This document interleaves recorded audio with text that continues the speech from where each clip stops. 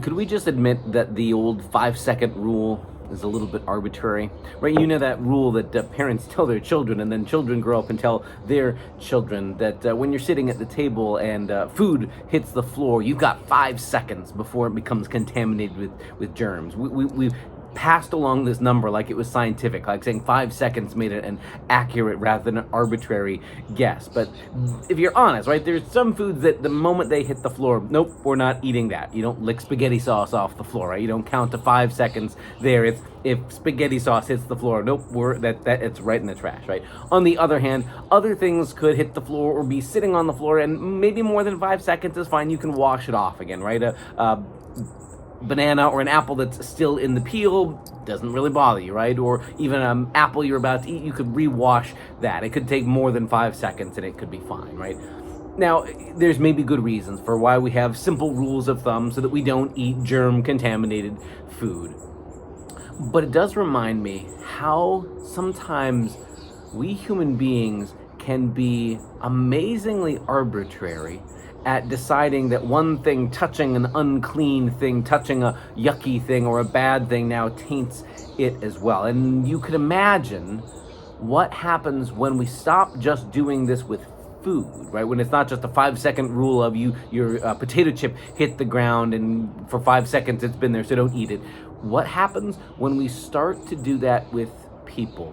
When being in the presence of other people views them and then us as unclean or tainted or unacceptable. How very, very easily we do that too. Human history is full of that, and maybe most pernicious and most heartbreaking of all is when we do that in the name of religion, when we do that with a religious justification, that there are some people out there who are so sinful or wicked or unclean or whatever, that even being in their presence will now taint you, and now you're unclean. So you better not hang out with those people. You better not be associated with those people over there. You better not talk to them. You better not interact with them. You better not be seen in that bad company, or else 5-second rule of the soul, right, will be tainted by other people. Human history is full of those kinds of episodes.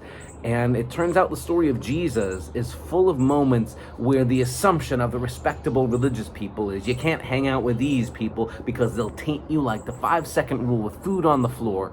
And Jesus steps into the situation, turning things around and saying he's not worried about being contaminated by other people. He's come as the one who heals people who are sick, who purifies people who are in some ways dealing with something that is contagious or unpleasant in them, who welcomes people who are outcasts.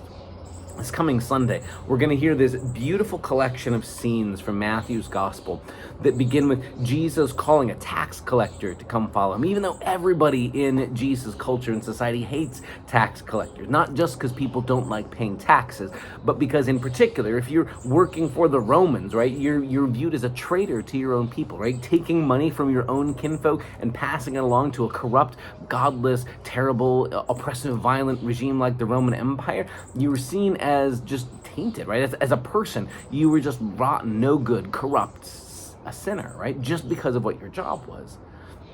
And Jesus calls him, and Matthew gets up, follows Jesus, and then seemingly invites Jesus to a dinner party, because there's Jesus now at the next scene at a dinner party with all these quote-unquote tax collectors and sinners, people that everyone else, especially the religious leaders, have labeled as, well, you're tainted, you're sinful, you're wicked. Being around you will just taint other people. It will make you, contaminated with their sinfulness. It's sort of this imaginary 5-second rule for food, right? And Jesus' response is, look, the people who are well don't need a physician. It's people who are sick. So even if these folks around really do have something troubling, if there's something contaminating or making them sick in some way, if there's something broken or wrong or something, then exactly the right place to be is with them. And maybe there's no problem with these people. Maybe what they just need is to be welcome. Maybe what they need is to be treated like they're beloved, and see how love changes them. continuing, doubling down on that, then we get two scenes this coming Sunday where people with different kind of ailments. One is a woman who's been bleeding, who's had hemorrhages for 12 years. She reaches out and touches Jesus, and instead of condemning her and saying, "Oh my goodness, by touching me when you've got this physical malady, you made me unclean," that's the prevailing religious thinking. Jesus just says, "Daughter, your faith has made you well," right? He treats her as a person, treats her as a way that to protect her, right? To say, it's safe, it's okay, nobody's mad here. As though Jesus doesn't really care about any accidental contamination of the sick person to the well person. Jesus doesn't operate with that fear of I need to withdraw from other people because they might contaminate me. Jesus has this care reaching out to other people to bring healing where they need it, and maybe to help remind people that some of these stigmas we throw against other people are our made-up invention, as fictionalized as the 5-second rule. Even when the situation is somebody who's dead, because while Jesus is healing this one woman, a man comes up and says, "Can you help my daughter? She's just died."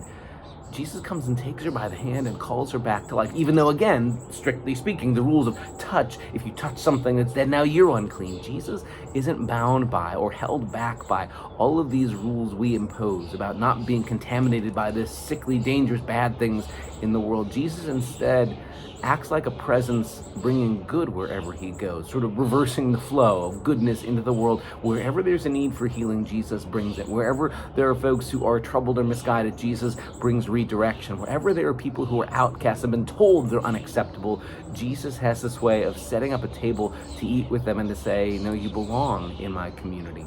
These are the stories that we're going to wrestle with this coming Sunday, and the question we can't avoid then: if this is the way Jesus treats people, how will we welcome other people? Where are ways we've gotten hung up on that backwards thinking, that superstitious thinking of I can't be associated with those people, I don't want to be seen with those people because, oh my goodness, then I'll be tainted? What if instead we saw ourselves as called by Jesus to bring the presence and the love of God into other people's lives? And God isn't embarrassed, and God doesn't blush about being in the midst of a world and all of our sinfulness, all of our brokenness, all the ways we do get things messed up. Jesus invites us, like him, to create a table space where everybody's welcome, because we realize Jesus has first made a place for us. Join us this Sunday as we explore these stories of what happens when Jesus sets a wider table than we dared to imagine. See you Sunday.